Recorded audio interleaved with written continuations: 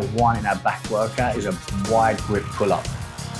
We want to fire those lats up, slowly squeezing up at the end position and releasing down, engaging that core at all times so your lower back isn't activated. Number 2 in our back workout is a seated cable row. We want to keep our head up, chest up, driving our elbows through, squeezing our back together. If your forearms and your biceps are taking over, then you want to decrease the weight. Exercise 3 in our back work is our lat pull down. Again, we want to retract our scapula, keeping our head up, chest up, driving the cable down into your sternum and squeezing those back muscles at the bottom point.